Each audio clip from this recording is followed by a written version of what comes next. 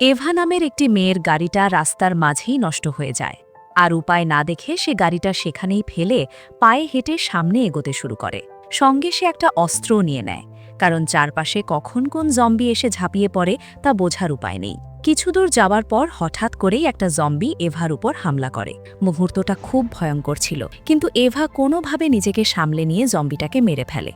তারপর আবার হাঁটতে হাঁটতে সে ভাবতে থাকে, যদি একটা ভালো গাড়ি পাওয়া যায় তাহলে বাকি পথটা অন্তত একটু নিরাপদে যাওয়া যাবে। অনেক খোঁজাখুঁজির পর সে সত্যিই একটা মোটামুটি ভালো গাড়ি পেয়ে যায়, কিন্তু কাছে যেতেই তার চোখ কপালে উঠে যায়, কারণ গাড়ির ভেতরে একটা পুরো পরিবারের লাশ পড়েছিল। দৃশ্যটা এতটাই ভারী ছিল যে এভা দেরি না করে একে একে সব লাশ বাইরে নামিয়ে দেয়। এরপর রাত নেমে আসে। ক্লান্ত এভা সেই গাড়ির ভেতরেই ঘুমিয়ে পড়ে, কিন্তু ঠিক তখনই বাইরে থেকে একটা অদ্ভুত শব্দ তার কানে আসে। সে জানালা দিয়ে তাকিয়ে দেখে একটা জম্বি বাইরে মাটি খুঁড়ছে। প্রথমে বিষয়টা ভয় লাগার মতোই ছিল, কিন্তু কিছুক্ষণ পর এভা বুঝতে পারে জম্বিটা আসলে বাইরে পড়ে থাকা লাশগুলো মাটিতে চাপা দেওয়ার জন্য গর্ত খুঁড়ছে। এভা অবাক হলেও শেষ পর্যন্ত সে জম্বিটার কাজে সাহায্য করে। আরও অদ্ভুত ব্যাপার হলো, জম্বিটাও তাকে আক্রমণ করে না। দুজনে মিলে যখন সব লাশ মাটিতে চাপা দেওয়া শেষ করে, তখন এভা শেষমেশ সেই জম্বিটাকেও মেরে সেখানেই কবর দিয়ে দেয়। ব্যাপারটা সত্যিই অদ্ভুত ছিল।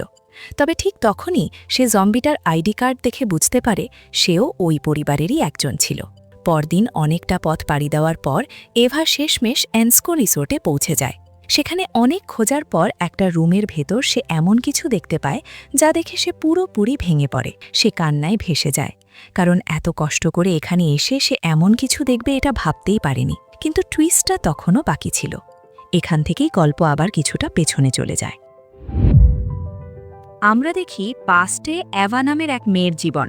সেখানে তার সঙ্গে আছে মিচ, যে খুব শিগগিরই তার স্বামী হতে যাচ্ছে। দুজনের বিয়ের সব প্রস্তুতি প্রায় শেষ, আর সেই কারণেই তাদের খুশির যেন শেষ নেই। তারা এতটাই আনন্দে ভরে থাকে যে একসাথেই নাচতে শুরু করে। মুহূর্তটা খুব সুন্দর, খুব শান্ত, আর দেখেই মনে হয় তাদের সামনে শুধু সুখের দিনই অপেক্ষা করছে। কিন্তু ঠিক এরপরেই আমরা দেখি হবার্ট নামের একটা আইল্যান্ড, যেখানে হঠাৎ করেই ভয়ঙ্কর একটা বিস্ফোরণ ঘটে। সেই বিস্ফোরণ এতটাই ধ্বংসাত্মক ছিল যে পুরো আইল্যান্ড প্রায় মাটির সঙ্গে মিশে যায়। চারদিকে শুধু ধ্বংস, আগুন আর মৃত্যু। অনেক মানুষ সেখানেই প্রাণ হারায়, আর ধীরে ধীরে জানা যায় এই ঘটনার পেছনে আসলে আমেরিকান আর্মির হাত রয়েছে। কারণ ইউএস আর্মি সেখানে নিউক্লিয়ার এনার্জি নিয়ে একটা টেস্ট চালাচ্ছিল, কিন্তু সেই পরীক্ষার সময় বড় একটা ভুল হয়ে যায় এবং নিউক্লিয়ার বোমাটা গিয়ে হবার্ট আইল্যান্ডের কাছেই পড়ে। আর সেই এক ভুলেই পুরো জায়গাটা ধ্বংস হয়ে যায়। তবে আসল ভয়াবহতা শুরু হয় এরপর। ওই নিউক্লিয়ার এনার্জির প্রভাব এতটাই বিপজ্জনক ছিল যে আইল্যান্ডের মানুষজন একে একে জম্বিতে পরিণত হতে থাকে।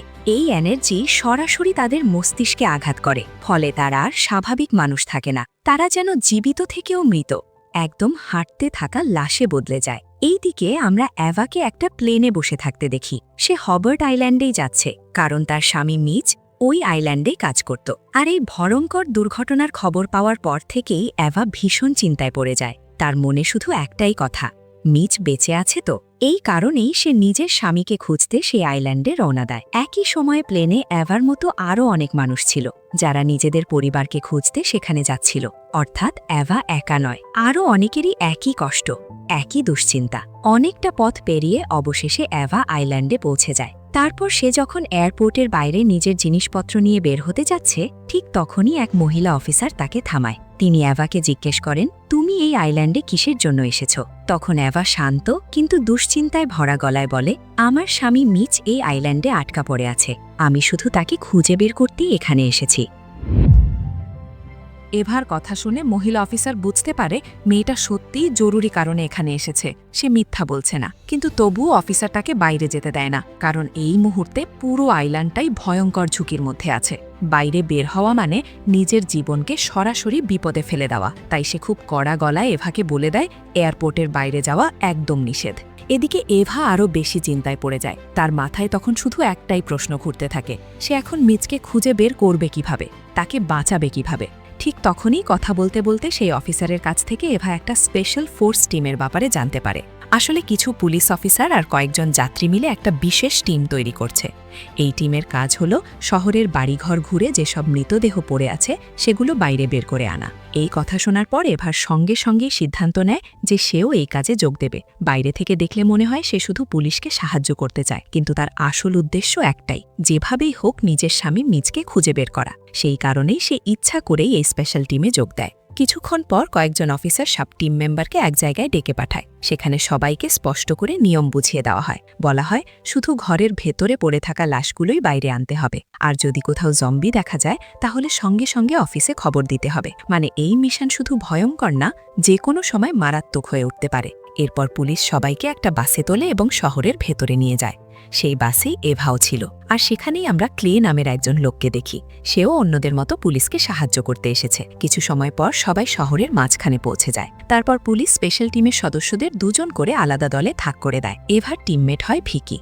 এরপর এভা আর ভিকি একসাথে একটা বাড়ির ভেতরে ঢোকে লাশ খুঁজতে। দুজনেরই বেশ ভয় লাগছিল, কারণ এরকম কাজ তারা আগে কখনো করেনি। তারপরও নিজেদের সাহস জোগাড় করে তারা ঘরের ভেতর খুঁজতে শুরু করে। বেশ কিছুক্ষণ খোঁজার পর অবশেষে তারা একটা মৃতদেহ দেখতে পায়। তখন তারা দেরি না করে সেই লাশটাকে টেনে বাড়ির বাইরে নিয়ে আসে। এইদিকে পুলিশও একটার পর একটা লাশ বড় একটা ট্রাকে তুলে নিয়ে যেতে থাকে।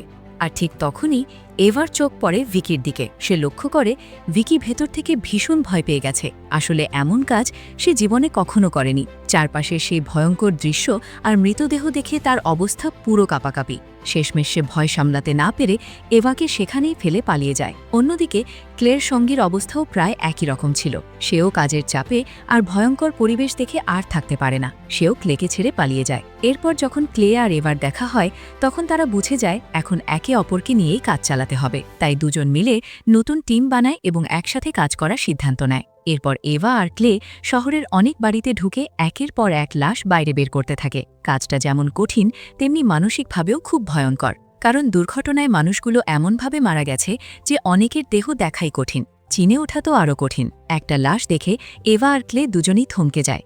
দৃশ্যটা এতটাই খারাপ ছিল যে কয়েক সেকেন্ডের জন্য তাদের মুখে কোনো কথাই আসে না। কিছুক্ষণ পর তারা আবার আরেকটা বাড়িতে ঢুকে। সেখানে গিয়ে তারা এক মোটা মহিলার লাশ দেখতে পায়। কিন্তু সমস্যাটা হলো মহিলার শরীর এতটাই ভারী ছিল যে এভা আর ক্লে মিলে তাকে বাইরে আনতেই পারছিল না। শেষমেশ উপায় না দেখে ক্লেকে পুলিশ ফোর্সের সাহায্য চাইতে যেতে হয়। আর এদিকে এভা একা বাড়ির ভেতরে বসে তার ফেরার অপেক্ষা করতে থাকে।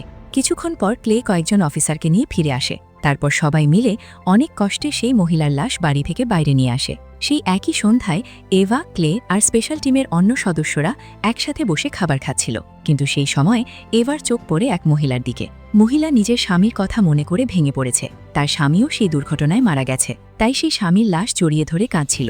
দৃশ্যটা দেখে এভার বুক কেঁপে ওঠে। তার মনে ভয় ঢুকে যায়, যদি মিচের সঙ্গেও এমন কিছু হয়ে থাকে, যদি সেও খুব দেরি করে ফেলে। খাওয়া শেষ হওয়ার পর এভা আর ক্লে আবার কাজে বের হয়। এবার তারা একটা দোকানের ভেতরে লাশ খুঁজতে যায়। এখন এটাই তাদের প্রতিদিনের কাজ হয়ে গেছে। আর সেই দোকানের ভেতরেই হঠাৎ এবার চোখ পড়ে একটা ছোট্ট বাচ্চার পালনার দিকে। আর ঠিক তখনই গল্পটা আমাদের আবার পাস্টে নিয়ে যায়। সেখানে জানা যায় এভার এত কষ্টের একটা বড় কারণ আছে। সে সবসময় একটা বাচ্চা চেয়েছিল, নিজের ছোট্ট একটা পরিবার চেয়েছিল, কিন্তু অনেক চেষ্টা করেও সে কখনো মা হতে পারেনি। এই কষ্টটা তাকে ভেতর থেকে ধীরে ধীরে ভেঙে দিচ্ছিল। তখন মিচি তাকে সাহস দিয়েছিল। সে বলেছিল, চিন্তা করো না, একদিন না একদিন ঈশ্বর আমাদেরও সন্তান দেবেন। মিচের সেই কথাগুলোই এভাকে বাঁচিয়ে রেখেছিল। সেই ভরসাতেই সে এতদিন নিজেকে সামলে এসেছে। কিন্তু এখন মিচি নেই। সে কোথায় আছে, আদৌ বেঁচে আছে কিনা, সেটাই এভার সবচেয়ে বড় ভয়। এইদিকে প্রেজেন্ট টাইমে এভা যখন ওই দোকানের ভেতরে লাশ খুঁজছিল, ঠিক তখনই হঠাৎ সে এক মহিলা জম্বিকে দেখতে পায়। জম্বিটা দেখতে এতটাই ভয়ঙ্কর ছিল যে এভা একদম জমে যায়। তার চোখে মুখে তখন স্পষ্ট আতঙ্ক। সে সঙ্গে সঙ্গে আর্মি অফিসারদের খবর দেয়। তারপর অফিসাররা এসে সেই মহিলা জম্বিটাকে গুলি করে মেরে ফেলে। কিন্তু সমস্যা হলো, জম্বিটা মরে গেলেও তার চেহারা এবার মাথা থেকে কিছুতেই বের হয় না। সেই মুখটা এতটাই ভয়ঙ্কর ছিল যে বারবার সেটাই তার চোখের সামনে ভাসতে থাকে। আর তখনই এবার মাথায় আরও ভয়ঙ্কর একটা চিন্তা ঢুকে যায়। যদি মিচেরও একই অবস্থা হয়ে থাকে, যদি সে আর আগের মতো মানুষই না থাকে। এই ভাবনাতে এভা ভেতরে ভেতরে ভেঙে পড়তে থাকে। এরপর রাতে আমরা এভাকে আর্মি ক্যাম্পে দেখি। সেখানে অন্য অফিসাররা একটু শান্ত হয়ে বিশ্রাম নিচ্ছিল, কিন্তু এভার মাথায় তখনও একটাই পরিকল্পনা ঘুরছিল, কিভাবে সে মিচের কাছে পৌঁছাবে। তার জানা ছিল মিচ অ্যান্সকো নামে একটা রিসর্টে কাজ করত, তাই সে ঠিক করে যেভাবেই হোক তাকে সেখানে যেতে হবে। কিছুক্ষণ পর যখন ক্যাম্পের পরিবেশ পুরো শান্ত হয়ে যায়, তখন এভা সুযোগ বুঝে চুপচাপ সেখান থেকে বেরিয়ে পড়তে যায়। কিন্তু ঠিক সেই সময় এক মহিলা অফিসার তাকে ধরে ফেলে। অফিসার জিজ্ঞেস করে, কোথায় যাচ্ছ? তখন এভা তাড়াতাড়ি একটা অজুহাত বানিয়ে বলে, ভেতরে বসে খুব বোর লাগছিল, তাই একটু হাঁটতে বের হয়েছি। অফিসার তার কথা বিশ্বাসও করে ফেলে। তারপর সে বলে, যদি এত বোর লাগেই তাহলে চলো আমার সঙ্গে ক্লাবে, সেখানে একটু এনজয় করা যাবে। এভা চাইলেও তখন না বলতে পারে না, কারণ সে জানত এখন কিছু অস্বাভাবিক করলেই সন্দেহ তৈরি হবে। তাই সে অফিসারের সঙ্গে ক্লাবে যায়। সেখানে গিয়ে দেখে অনেক অফিসার একসাথে বসে মজা করছে, গান শুনছে আর ড্রিঙ্ক করছে। আর ঠিক তখনই এভার চোখ পড়ে ক্লের দিকে। সে এক কোণে বসে চুপচাপ পানীয় খাচ্ছিল। কিছুক্ষণ পর এভা গিয়ে তার পাশে বসে, তারপর নিচু গলায় তাকে বলে, আজ আমি এমন একটা জম্বি দেখেছি যেটাকে দেখতে প্রায় একদম মানুষের মতো লাগছিল, কিন্তু অদ্ভুত ব্যাপার হলো সে আমাকে আক্রমণই করেনি, কামড়ায়ওনি, কিছুই করেনি। এভা তখন আসলে সেই মহিলা জম্বিটার কথাই বলছিল, যেটাকে সে দোকানের ভেতরে দেখেছিল। তার কথা শুনে ক্লের বেশ অবাক হয়ে যায়, কারণ তার কাছেও ব্যাপারটা একদম অস্বাভাবিক লাগে। একটা জম্বি আবার মানুষের মতো আচরণ করে কিভাবে? কিছুক্ষণ এ নিয়ে কথা বলার পর দুজনেই নিজেদের রুমে গিয়ে ঘুমিয়ে পড়ে। পরের দিন আবার তারা একসাথে লাশ খুঁজতে বের হয়, কিন্তু কাজের মাঝখানে হঠাৎ এভা যেন ভয়ঙ্কর একটা দৃশ্যে আটকে যায়। সে দেখে একটা জম্বি দৌড়ে তার দিকে আসছে এবং প্রায় তাকে মেরেই ফেলবে। ঠিক তখনই তার ঘুম ভেঙে যায়। তখন সে বুঝতে পারে এটা আসলে একটা দুঃস্বপ্ন ছিল, কিন্তু স্বপ্নটা এতটাই ভয়ঙ্কর ছিল যে ঘুম ভাঙার পরও তার বুক ধড়ফড় করতে থাকে। এর আগে সে এমন ভয়ানক স্বপ্ন কখনো দেখেনি। কিছু সময় পর এভা আর ক্লেকে আমরা একটা গ্যারেজের ভেতরে দেখি। তারা সেখানে লাশ খুঁজছিল। খুঁজতে খুঁজতে তাদের চোখে পড়ে একটা মোটর বাইক। বাইকটা দেখে দুজনেই একটু স্বস্তি পায়, কারণ এতদিন পায়ে হেঁটে কাজ করতে করতে তারা ক্লান্ত হয়ে পড়েছিল। এখন অন্তত এই বাইক থাকলে কিছুটা সহজ হবে। আর ঠিক তখনই এভা ক্লেকে নিজের আসল পরিকল্পনার কথা খুলে বলে। সে জানায় তার স্বামী মিচ অ্যান্সকো রিসর্টে কাজ করত এবং সে যেভাবেই হোক সেখানে গিয়ে মিচকে খুঁজতে চায়। ক্লে তার কথা শুনে সাহায্য করতে রাজি হয়ে যায়। তারা যখন বাইকটা বের করার প্রস্তুতি নিচ্ছিল, ঠিক তখনই এভা গ্যারাজের ভেতর থেকে অদ্ভুত একটা শব্দ শুনতে পায়। শব্দটার দিকে এগিয়ে যেতেই সে দেখে সেখানে এক মহিলা জম্বি দাঁড়িয়ে আছে। দৃশ্যটা দেখে তার বুক কেঁপে ওঠে। কয়েক সেকেন্ডের জন্য যেন তার পায়ের নিচ থেকে মাটি সরে যায়, কিন্তু অদ্ভুতভাবে জম্বিটা তাকে আক্রমণ করে না।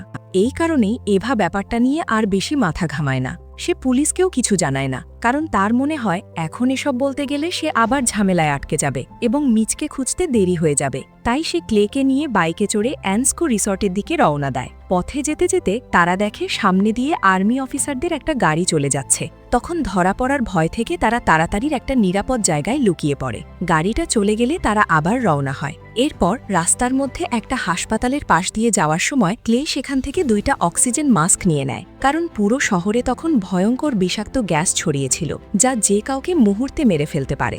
মাস্ক পরে তারা আবার সামনে এগোয়, আর এগোতে এগোতেই আমরা শহরের ভয়াবহ অবস্থা দেখতে পাই। পুরো জায়গাটা যেন আগুনে পুড়ে ছাই হয়ে গেছে, চারদিকে শুধু ধ্বংসস্তূপ। অনেকক্ষণ পথ চলার পর এভা আর ক্লে দুজনেই ভীষণ ক্লান্ত হয়ে পড়ে। শেষমেশ তারা একটা হোটেলে গিয়ে রাতের জন্য থামে। সেখানেই তারা পুরো রাত কাটিয়ে দেয়। পরের দিন সকালে দুজন রুমে বসে সামনে কি করবে সেটা নিয়ে কথা বলছিল। ঠিক তখনই হঠাৎ একটা বিশাল জম্বি সেই ঘরে ঢুকে পড়ে। জম্বিটা এতটাই ভয়ঙ্কর ছিল যে মনে হচ্ছিল এবার এভা আর ক্লে বাঁচবে না। কিন্তু ভাগ্য ভালো, ঠিক সময়েই রাইলি নামের এক অফিসার সেখানে এসে হাজির হয়। সে জম্বিটাকে মেরে ফেলে এবং দুজনকেই বাঁচিয়ে দেয়। এরপর রাইলি এভা আর ক্লেকে জিজ্ঞেস করে তারা এখানে কি করছে। তখন দুজনেই মিথ্যা বলে যে তারা শুধু জম্বির হাত থেকে বাঁচতে এই জায়গায় লুকিয়েছিল। কিন্তু রাইলি তাদের কথা পুরোপুরি বিশ্বাস করে না, বরং তার সন্দেহ হয় তারা কিছু একটা লুকাচ্ছে। এই কারণেই সে জিজ্ঞাসাবাদের জন্য দুজনকে আলাদা আলাদা ঘরে বন্ধ করে রাখে। কিন্তু কিছু সময় পর ক্লে কোনোভাবে রাইলির হাত ফাঁকি দিয়ে পালিয়ে যেতে সক্ষম হয়। আর এদিকে এভা একাই সেখানে আটকে পড়ে থাকে। তখন তার নিজের ভাগ্যকেই দোষ দিতে ইচ্ছে করে, কারণ সে যখনই মিচকে খুঁজতে একটু এগোতে চায় তখনই সামনে নতুন কোনো বাধা এসে দাঁড়ায়। এই সব ভাবতে ভাবতে সে রুমে বসে কাঁদতে থাকে। চোখ বন্ধ করলেই তার সামনে মিচের মুখ ভেসে ওঠে, শুধু তার কথাই মনে পড়ে। ঠিক তখনই রাইলি আবার এভার কাছে আসে এবং তাকে সব সত্যি কথা বলতে বলে। তখন এভা আর কিছু লুকায় না, সে খুলে বলে যে সে আসলে নিজের স্বামী মিচকে খুঁজতে বের হয়েছিল। এভাকে দেখে আর তার কথা শুনে রাইলির মনে হয় মেয়েটা সত্যিই সত্য বলছে, তাই সে শেষ পর্যন্ত এভাকে ছেড়ে দেয়। কিন্তু তখন অনেক রাত হয়ে গেছে, বাইরে বের হওয়াও নিরাপদ নয়। তাই রাইলি তাকে বলে, এখন আর কোথাও যেও না, আজ রাতটা আমার বাসায় কাটিয়ে দাও, সকালে যেখানে যাওয়ার যাবে। রাতে এভা আর রাইলি একসাথে বসে খাচ্ছিল। খাওয়ার মাঝেই এভা রাইলিকে তার স্ত্রীর কথা জিজ্ঞেস করে। তখন রাইলি জানায় তার স্ত্রীর নাম ছিল কেটি। সে কেটিকে খুব ভালোবাসত। শুধু তাই না, কেটি তার সন্তানের মা হতেও চলেছিল। কিন্তু সেই ভয়ঙ্কর দুর্ঘটনার আগেই কেটি মারা যায়। এই কথা বলতে বলতে রাইলির চোখে পানি চলে আসে। স্পষ্ট বোঝা যায় সে সত্যিই তার স্ত্রীকে মন থেকে ভালোবাসত। আর রাইলির মুখে কেটির কথা শুনে এভারও খুব খারাপ লাগে। কথা বলতে বলতে রাইলি তার একটা অপূর্ণ ইচ্ছার কথাও জানায়। সে বলে তার জীবনের শেষ ইচ্ছা ছিল কেটির সঙ্গে একবার নাচা, কিন্তু সেই ইচ্ছাটা আর কখনো পূরণ হলো না। তারপর রাইলি এভার কাছে একটা অদ্ভুত অনুরোধ করে। সে বলে, তুমি কি কেটির জায়গায় আমার সঙ্গে একবার নাচবে? এই কথা শুনে রাইলি বেশ চমকে যায়। তার তখনই মনে হয় রাইলির উদ্দেশ্য ঠিক স্বাভাবিক না। তবুও পরিস্থিতি সামলানোর জন্য সে বাইরে থেকে রাজি হয়ে যায়। কিন্তু রাইলি সেখানেই থামে না। সে বলে, নাচতে হলে কেটির ড্রেস পরতে হবে, আর তার আংটিটাও পরে আসতে হবে। এভা তখন সেটাও মেনে নেওয়ার ভান করে। তবে সে কেটির আংটি নিজের হাতে পরে না, কারণ সে মনে মনে এটা মানতেই পারছিল না। আর একই সঙ্গে নিজের নিরাপত্তার জন্য সে চুপচাপ একটা ছুরিও সঙ্গে রেখে দেয়, কারণ তার ভেতরে তখন পরিষ্কার সন্দেহ রাইলির মাথায় অন্য কিছু চলছে। কিছুক্ষণ পর তারা দুজন একসাথে নাচতে শুরু করে। বাইরে থেকে সবকিছু স্বাভাবিক লাগলেও ভেতরে ভেতরে এভা খুব সাবধানে ছিল। আর ঠিক তখনই রাইলির চোখ পড়ে এভার আঙুলের দিকে। সে দেখে কেটির আংটিটা সেখানে নেই। এই জিনিসটা দেখেই রাইলি হঠাৎ ক্ষেপে ওঠে। তার রাগ মুহূর্তেই ভয়ঙ্কর হয়ে যায়, এমনকি সে এভাকে মেরে ফেলতেও এগিয়ে আসে। তখন এভা দেরি না করে সেখান থেকে পালিয়ে একটা ঘরে গিয়ে লুকিয়ে পড়ে। কিন্তু সেই ঘরে ঢুকেই এভা যা দেখে তাতে সে একদম শক খেয়ে যায়। সেখানে কেটি পড়ে আছে, দড়ি দিয়ে বাঁধা অবস্থায়। তাকে এমনভাবে বন্দি করে রাখা হয়েছে দেখে এভার গা শিউরে ওঠে। তখনই পুরো সত্যিটা সামনে আসে। রাইলি এভার কাছে সব মিথ্যে বলেছিল। দুর্ঘটনায় কেটি মারা যায়নি, বরং সে জম্বিতে পরিণত হয়েছে। আর রাইলি তাকে জোর করে বেঁধে নিজের কাছে আটকে রেখেছে। এদিকে বাইরে দাঁড়িয়ে রাইলি দরজায় ধাক্কা দিতে শুরু করে। এভা বুঝে যায় এখানে আর এক সেকেন্ড থাকাও নিরাপদ না। নিজের প্রাণ বাঁচাতে সে কোনোভাবে পালিয়ে রাইলির গ্যারেজে গিয়ে লুকিয়ে পড়ে। কিন্তু সেখানে গিয়ে সে আরও ভয়ঙ্কর একটা জিনিস দেখতে পায়। গ্যারেজের ভেতরে অনেকগুলো জম্বিকে বেঁধে রাখা হয়েছে। দৃশ্যটা এতটাই অস্বাভাবিক ছিল যে প্রথমে তার নিজের চোখকেও বিশ্বাস হচ্ছিল না। এতগুলো জম্বিকে একসাথে বেঁধে রাখা দেখে এভা বুঝে যায় রাইলি নিশ্চয়ই খুব বিপজ্জনক কিছু করছে। আসলে সে ওই জম্বিদের ধরে এনে তাদের উপর গবেষণা চালাচ্ছিল। তার একটাই লক্ষ্য, কোনোভাবে এমন কিছু বের করা যাতে কেটিকে আবার বাঁচানো যায়। কিন্তু সমস্যা হলো, এভা যখন গ্যারেজে লুকিয়েছিল ঠিক তখনই রাইলি সেখানে চলে আসে। আর এসে সে বুঝে ফেলে এভা ওই গ্যারেজের ভেতরেই লুকিয়ে আছে। রাইলির সামনে পড়ে এভা তখন খুব দ্রুত মাথা খাটায়। সে অভিনয় করে বলে, ঠিক আছে, আমি তোমার সব কথা মেনে নেব, আমি কেটির আংটিও পরব। বাইরে থেকে মনে হচ্ছিল যেন সে সত্যিই রাজি হয়ে গেছে, কিন্তু আসলে এভা শুধু সুযোগ খুঁজছিল, যেন কোনোভাবেই রাইলিকে ফাঁদে ফেলা যায়। রাইলিও তার এই চাল বুঝতে পারে না। আর ঠিক সুযোগ পেতেই এভা ছুরি দিয়ে রাইলির ওপর হামলা করে। আঘাতটা এতটাই মারাত্মক ছিল যে কিছুক্ষণের মধ্যেই রাইলি ছটফট করতে করতে মারা যায়। এরপর এভা রাইলির গাড়ি নিয়ে সেখান থেকে পালিয়ে যাওয়ার চেষ্টা করে, কিন্তু বের হওয়ার ঠিক আগেই তার সামনে এসে দাঁড়ায় কেটি। আর তখনই একটা চমকে দেওয়ার মতো সত্যি সামনে আসে। কেটি এখনও প্রেগন্যান্ট। সে যে কোনোভাবেই নিজের বাচ্চাটাকে পৃথিবীতে আনতে চায়। অর্থাৎ সে পুরোপুরি জম্বি হয়ে যায়নি, সে অর্ধেক জম্বি অর্ধেক মানুষ। তার ভেতরে এখনও মানুষের মতো ভাবার ক্ষমতা রয়ে গেছে। কিন্তু সেই মুহূর্তে এভা এসব নিয়ে থামতে চায় না। তার মাথায় তখন শুধু একটাই কথা, তাকে মিচকে খুঁজে বের করতেই হবে। তাই সে আর দেরি না করে রাইলির গাড়ি নিয়ে সেখান থেকে বেরিয়ে পড়ে। এরপর গল্পটা আবার আমাদের পাস্টে নিয়ে যায়। সেখানে দেখা যায় এভা আর মিচের সম্পর্ক সবসময় নিখুঁত ছিল না, তাদের মাঝেও অনেকবার ঝগড়া হতো। একবার এমনও হয়েছিল যে ঝামেলার কারণে মিচ নিজের ছুটি শেষ হওয়ার আগেই কাজের জায়গায় ফিরে গিয়েছিল। তবে যাওয়ার আগে সে এভাকে কথা দিয়েছিল খুব তাড়াতাড়ি আবার ফিরে আসবে, কিন্তু তখন এভা জানত না সেটাই হবে মিচের সঙ্গে তার শেষ দেখা। এইদিকে প্রেজেন্টে আমরা দেখি এভার গাড়িটাও মাঝপথে নষ্ট হয়ে যায়। উপায় না দেখে সে গাড়িটা সেখানেই ফেলে সামনে হাঁটতে শুরু করে। এখন সে একা, আর চারপাশে শুধু বিপদ। তাই জম্বিদের হাত থেকে বাঁচার জন্য সে নিজের সঙ্গে অস্ত্রও রেখে দেয়। কিছু দূর যাওয়ার পর হঠাৎ একটা জম্বি তার উপর ঝাঁপিয়ে পড়ে, কিন্তু এভা এবার আর আগের মতো ভেঙে পড়ে না। অনেক কষ্টে হলেও সে জম্বিটাকে মেরে ফেলে, তারপর আবার সামনে এগোতে থাকে। তারপর আমরা গল্পের শুরুতে যেখানে ছিলাম সেখানে চলে আসি। পরের দিন অনেকটা পথ পেরিয়ে অবশেষে এভা ঘরের ভেতরে মিচের লাশ দেখতে পায়। মুহূর্তে তার পৃথিবী যেন থেমে যায়। এত কষ্ট, এত ভয়, এত দৌড়ঝাঁপের পর সে যার জন্য এখানে এসেছে সেই মানুষটাই মৃত। এভা ভেঙে পড়ে এবং কান্নায় একদম শেষ হয়ে যায়। কিন্তু শকটা তখনও শেষ হয়নি, কারণ কিছুক্ষণ পর সেই ঘরের বাথরুমে এভা আর একটা মেয়ের লাশ দেখতে পায়। মেয়েটার গায়ে কোনো কাপড় ছিল না। এই দৃশ্য দেখেই এভা সব বুঝে যায়। তার মনে হয় মিচ নিশ্চয়ই এই মেয়ের সঙ্গে সম্পর্কে জড়িয়েছিল, অর্থাৎ সে শুধু হারিয়েই যায়নি, এভাকে বিশ্বাসঘাতকতাও করেছে। এই সত্যি বুঝতে পেরে এভার দুঃখের সঙ্গে সঙ্গে প্রচণ্ড রাগও হয়। তার বিশ্বাসই করতে কষ্ট হচ্ছিল যে মানুষটার জন্য সে এত ভয়ঙ্কর পথ পেরিয়ে এখানে এসেছে সেই মানুষটাই তাকে প্রতারণা করেছে। তখন সে নিজের ওপরও খুব হতাশ হয়ে পড়ে। ঠিক তখনই ক্লে সেখানে এসে পৌঁছায়। এভাকে ওই অবস্থায় দেখে সে তাকে শান্ত করার চেষ্টা করে। তখন এভা কান্না ভেজা গলায় বলে তাদের মধ্যে অনেক দিন ধরেই সন্তান নিয়ে ঝামেলা চলছিল। সে আইভিএফ ট্রিটমেন্ট পর্যন্ত নিতে রাজি ছিল, কিন্তু মিচ সবসময় না করত। এখন তার কাছে পরিষ্কার হয়ে যায় মিচ কেন সন্তান চাইত না। হয়তো সে অন্য কোথাও জড়িয়েছিল। এই কথা বলতে বলতেই এভা আরও ভেঙে পড়ে। তখন ক্লেও নিজের কষ্টের কথা বলে। সে জানায় তার স্ত্রীও তাকে ভালোবাসত না, তাকে ছেড়ে চলে গেছে, এমনকি তার মেয়েকেও তার থেকে দূরে সরিয়ে দিয়েছে।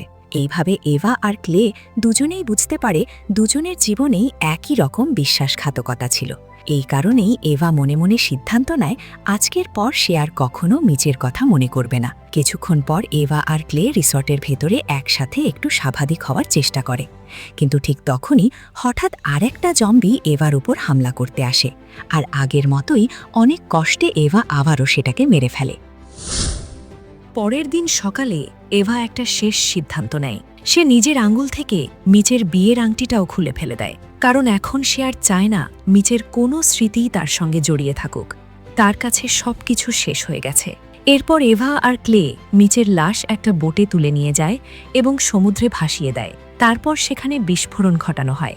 আগুনে পুড়ে মিচের দেহ ছাই হয়ে যায়। এভা যেন এইভাবেই নিজের রাগ, কষ্ট আর বিশ্বাসঘাতকতার জবাব দেয়। এরপর দুজন গাড়িতে করে ফিরে যাচ্ছিল। ঠিক তখনই রাস্তার মাঝখানে তারা কেটিকে দাঁড়িয়ে থাকতে দেখে। কেটিকে দেখে ক্লে একদম অবাক হয়ে যায়, কারণ এবার তার শরীর দেখে মনে হচ্ছিল সে হয়তো ইতিমধ্যেই নিজের বাচ্চার জন্ম দিয়ে ফেলেছে। তার পেট আর আগের মতো ছিল না। আর সবচেয়ে অদ্ভুত ব্যাপার হল কেটির চোখের দিকে তাকিয়ে পরিষ্কার বোঝা যাচ্ছিল সে যেন কিছু বলতে চাইছে। সে যেন নিজের বাচ্চাটাকে এভার হাতে তুলে দিতে চায়। তারপর সে ইশারায় একটা জায়গার দিক দেখায়, যেন বোঝাতে থাকে তার সন্তান কোথায় আছে। এভা আর ক্লে কেটির ইশারা বুঝে সেই জায়গায় যায়, আর সেখানে গিয়ে তারা সত্যিই একটা শিশুকে দেখতে পায়, কেটির বাচ্চা। বাচ্চাটাকে দেখে দুজনের মনেই যেন একসাথে অনেক অনুভূতি এসে জড়ো হয়। এত মৃত্যু, এত ধ্বংস, এত বিশ্বাসঘাতকতা আর এত ভয়ঙ্কর ঘটনার পর এই ছোট্ট শিশুটাই যেন প্রথমবারের মতো তাদের সামনে নতুন জীবনের একটা আশা এনে দাঁড় করায়। এভা আর ক্লে দুজনেই ভেতর থেকে খুশি হয়ে ওঠে। আর গল্পের শেষ দেখে মনে হয় হয়তো এই শিশুটাকেই তারা নিজেদের মতো করে বড় করবে। হয়তো এখান থেকেই তাদের জীবনে নতুন এক শুরু আসবে। এইভাবেই গল্পটা শেষ হয়। একদিকে মৃত্যু আর ধ্বংসের ভয়ঙ্কর স্মৃতি, আর অন্যদিকে একদম শেষে ছোট্ট একটা নতুন জীবনের আলো। যদি আপনি মুভি ভালোবাসেন এবং প্রতিটি সিনেমার হিডেন স্টোরি, টুইস্ট, মিস্ট্রি এর পুরো এক্সপ্লেইন দেখতে পছন্দ করেন, তাহলে দেরি না করে এখনই চ্যানেলটি সাবস্ক্রাইব করুন, যেন আমাদের পরের দারুণ এক্সপ্লেইনগুলো একটাও মিস না করেন।